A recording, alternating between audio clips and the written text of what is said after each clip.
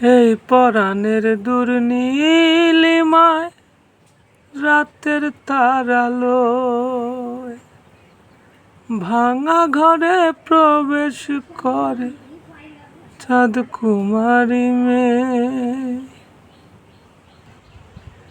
এই পরাণের দুর্নীলিমায় রাতের তারালোয় ভাঙা ঘরে প্রবেশ করে চাঁদ কুমারী মেয়ে।